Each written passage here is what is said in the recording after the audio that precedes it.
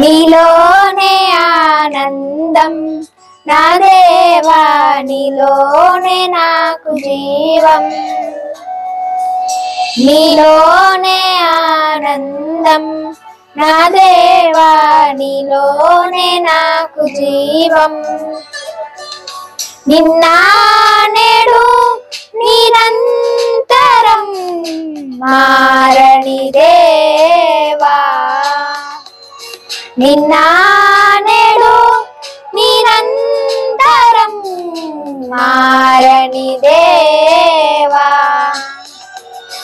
ఈ లోకమంతా నేను వెదకిన నాకు లేదయ్యా ఎక్కడ ఆనందం.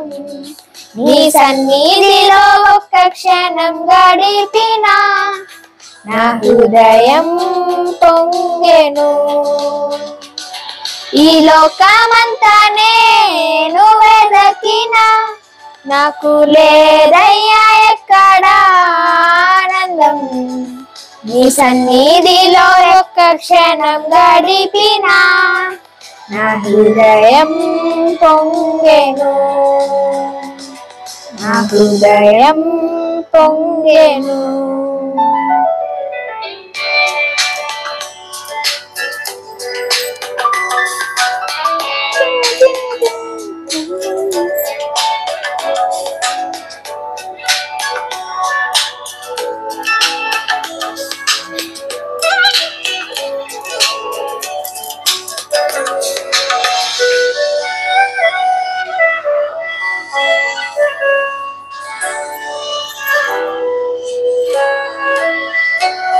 ఈ లోకం ఒక మాయని తెలుసుకున్నాను, ఏది నా సొంతం కాదనుకున్నాను.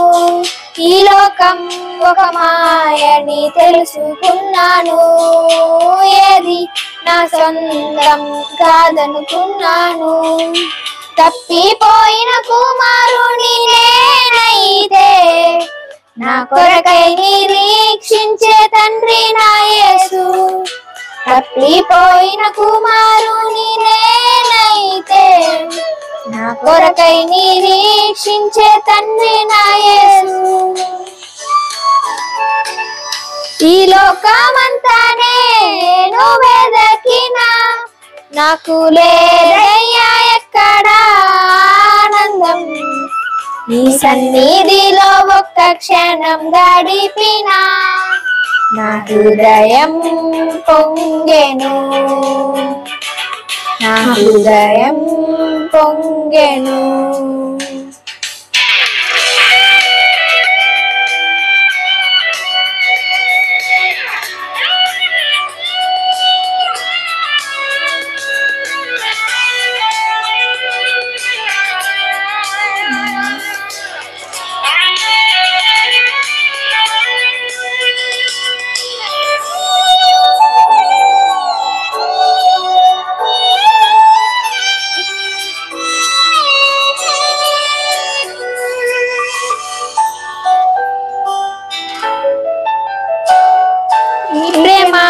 ఏ ప్రేమకు సాటి రాదయ్యా, ఎన్ని ఉన్నా నీతో సరి ఏది కాదయ్యా.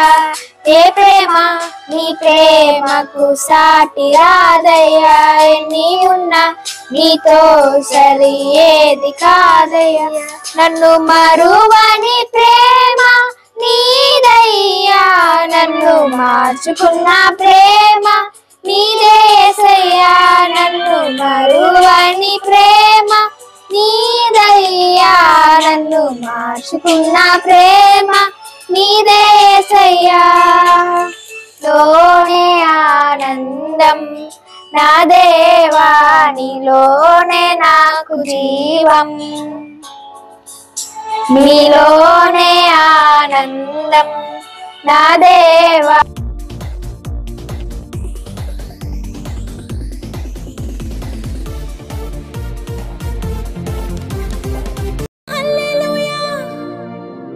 బ్రతుకంతా హల్లెలూయా, హోసన్నా హల్లెలూయా, బ్రతుకంతా హల్లెలూయా, ఆరాధింతును నిన్ను ఆరాధింతును.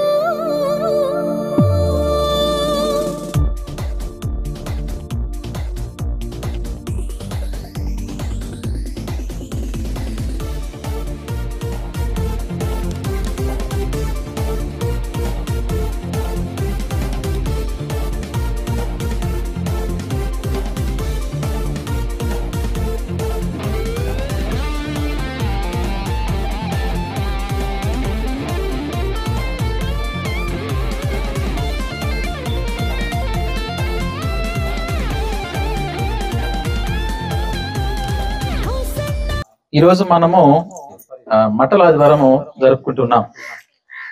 ఈ గ్రామంలో ఒక 2 ప్రాంతాల్లో మనము దేవుని సువార్తను అందిద్దాము మన సంఘం తరపున.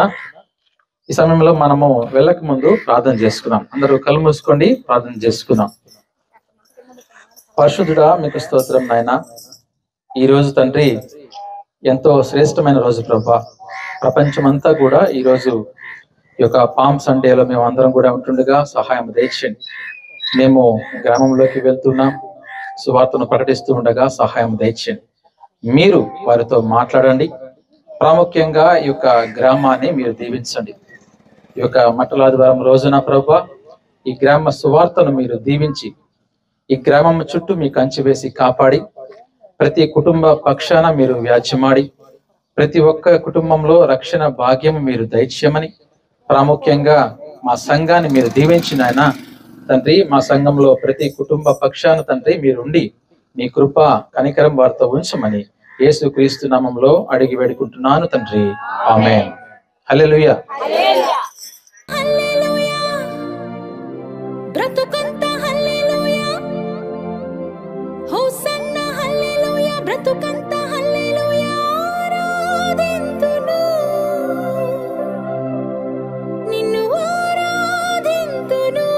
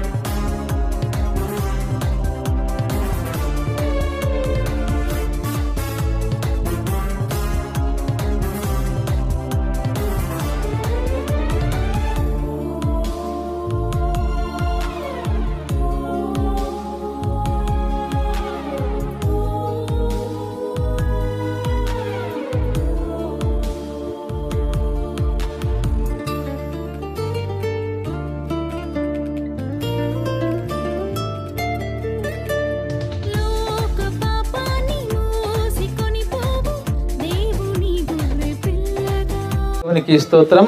బట్రకాగులు గ్రామంలో ప్రతి ఒక్కరికి కూడా మన ప్రభువు అయిన యేసుక్రీస్తు నామంలో ఈ సమయంలో వందనాలు తెలియజేస్తున్నాం.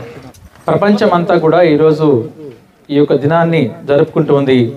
దీన్ని ఏమని పిలుస్తారంటే మట్టల ఆదివారము అని పిలుస్తారు. అదేవిధంగా ఇంగ్లీష్లో దీన్ని పామ్ సండే అని పిలుస్తారు.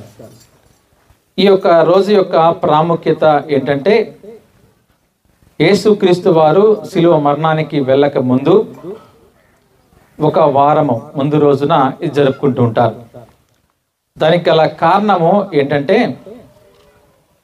ఈరోజు యేసుక్రీస్తు వారు యెరూషలేములోకి ప్రవేశించినటువంటి దినం.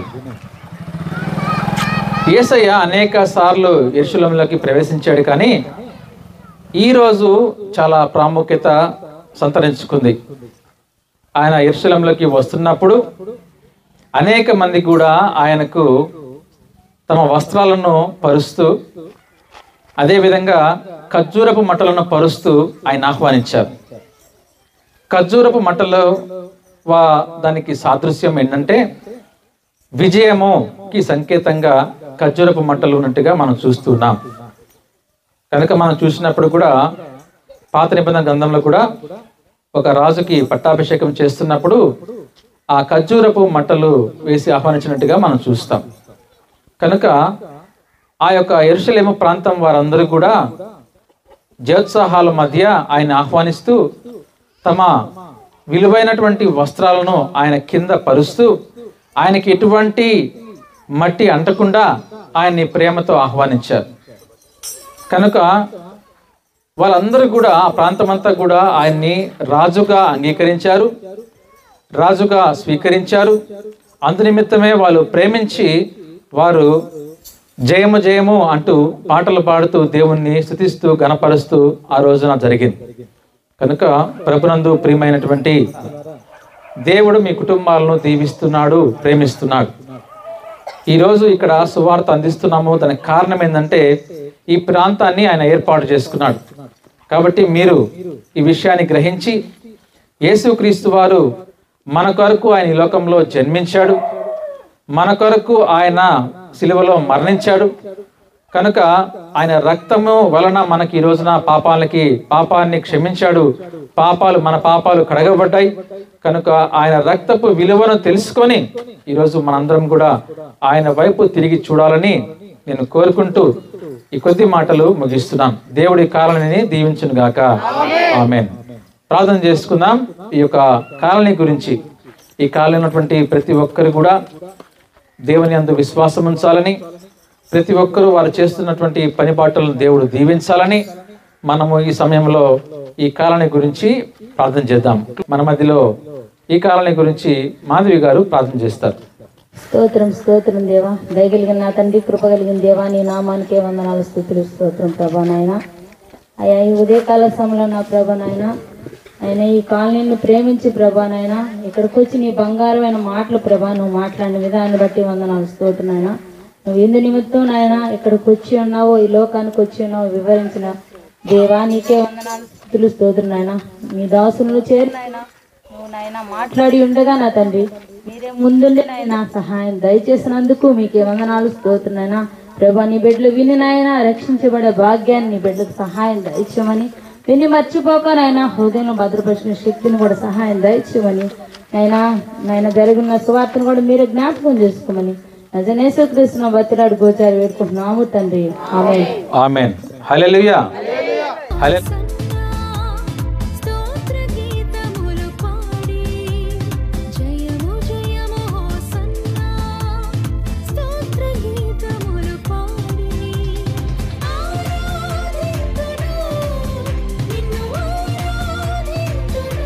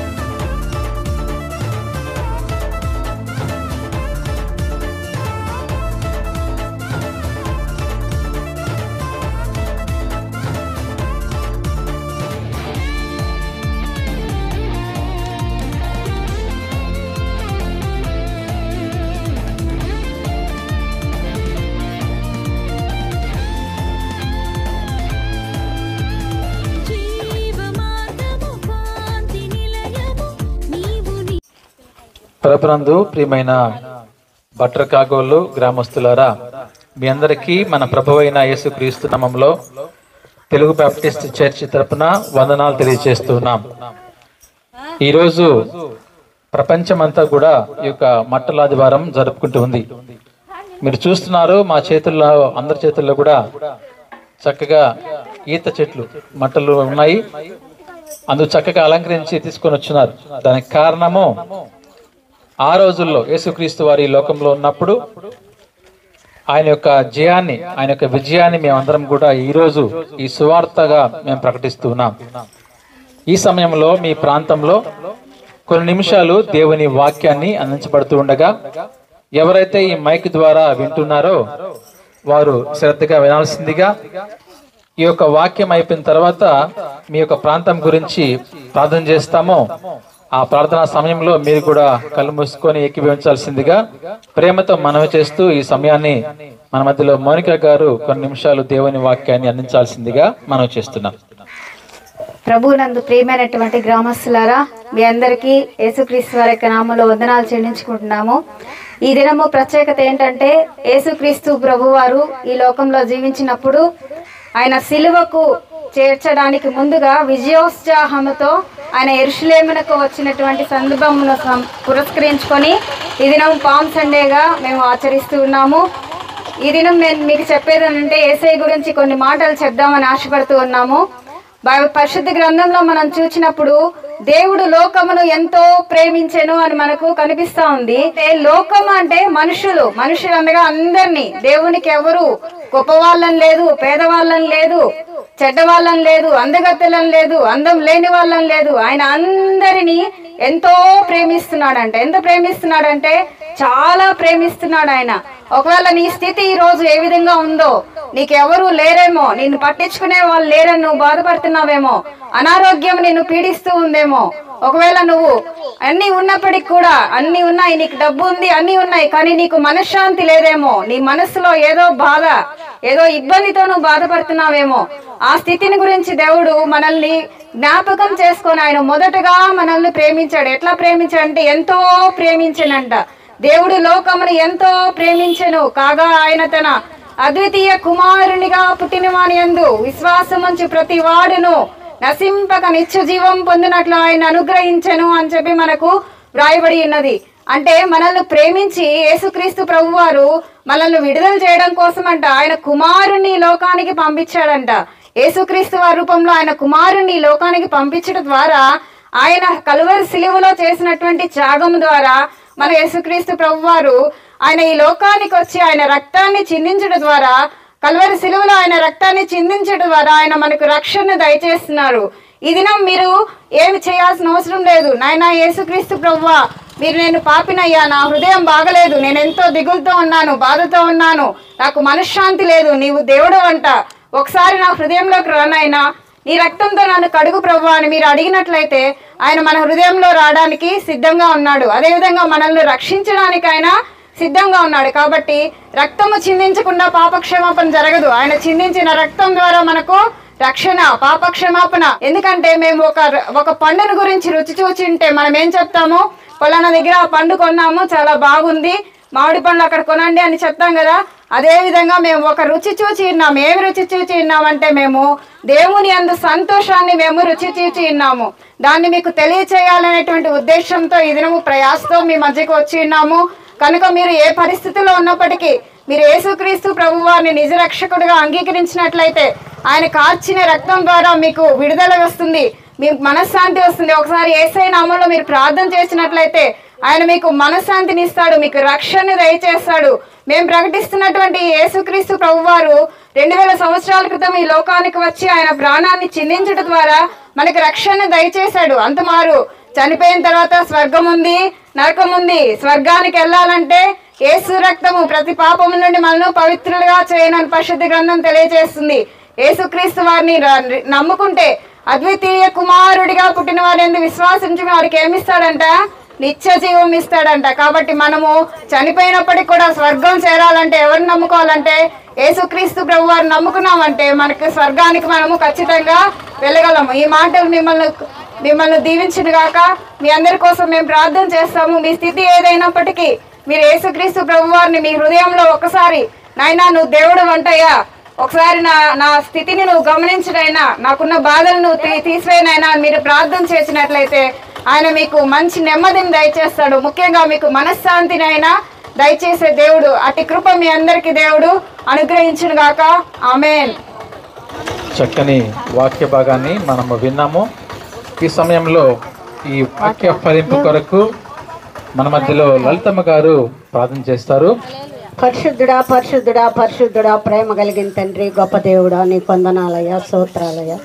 అవును ప్రభువా, మేము పాపలు నాయన, ఈ లోకంలో ప్రతి బిడ్డ పాపేనని నాయన మేము అనబడి ఉండగా ప్రభువా, నువ్వు నాయన పరిశుద్ధుడివి, పరిశుద్ధంతో నాయన నువ్వు జన్మించిన దేవుడివి అయా. అయా ఈ పాపుల కొరకు నాయన రక్తం కార్చి నాయన నీ ప్రాణాన్ని అర్పించి ఆయా కలవరి సిలువలో నాయన ప్రాణాన్ని వదిలినప్పుడు కూడా, ఇంకా కాసేపటికి వదులుతానన్నప్పుడు కూడా నిన్ను బంధించి నిన్ను కొట్టి నాయన నిన్ను హింసించిన వాళ్ళని కూడా నా తండ్రి వాళ్ళు ఏమి చేస్తున్నారో వాళ్ళు ఎరుగరు గనక వాళ్ళని క్షమించమని బతిమాలుకున్నావు ప్రభువా. నీది ఎంత గొప్ప మనసునైనా, ఈ మనసుకి నాయన ఏమిచ్చి మేము రుణం తీర్చుకోగలం ప్రభువా. గొప్ప దేవుడా నీ కొందనాలు. ఈ పాపుల కొరకు నీ రక్తాన్ని ఆఖరి బొట్టు దాకా నాయన కార్చి నాయన మమ్మల్ని రక్షణ తెచ్చినందుకు నీ కొందనాలు స్తోత్రాలు చెల్లించుకుంటూ, ఇంకా తెలుసుకోలేని బిడ్డలు ఉన్నారు నాయన, నశించిపోతున్నారు. అటువంటి బిడ్డలకు కూడా నాయన నువ్వే గొప్ప దేవుడు అని తెలుసుకొని ఆయా నీ సన్నిధిలో ఆయా నిన్ను ఆరాధించే బిడ్డలుగా, నీ సన్నిధికి వచ్చే బిడ్డలుగా, ఆయా పాపాన్ని కడుక్కునే బిడ్డలుగా వాళ్ళని క్షమించమని నజరేడైన యేసయ్యని అడిగి ప్రార్థన చేసి ఏడుకుంటున్నాము తండ్రి. ఆమేన్. ఆమేన్. దేవుని స్తోత్రం. పాట పాడుచుండగా మరొక ప్రాంతానికి వెళ్దాం. హల్లెలూయా. బ్రతుకంత హల్లెలూయా, హోసన్నా హల్లెలూయా, బ్రతుకంత హల్లెలూయా, ఆరాధింతును నిన్ను ఆరాధింతును.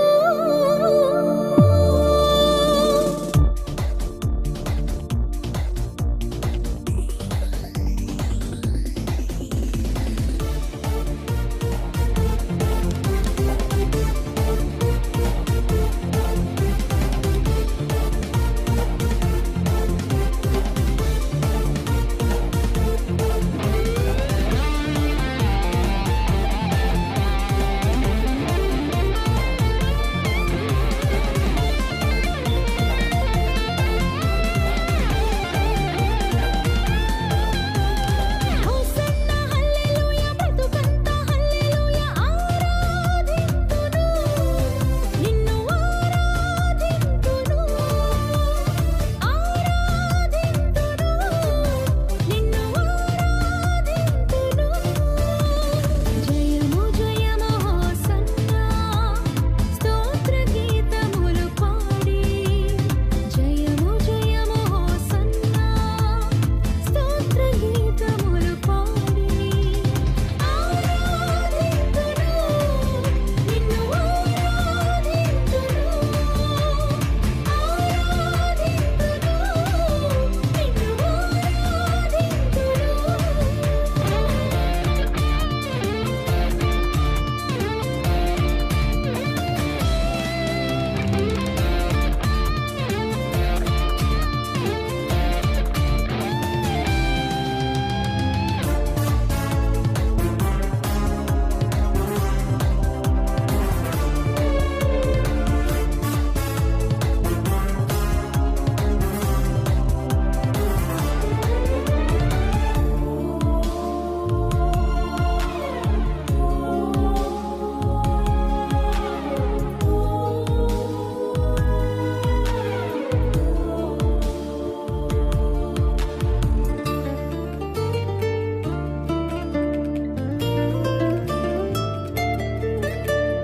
లోక పాపాన్ని దేవునికి స్తోత్రం.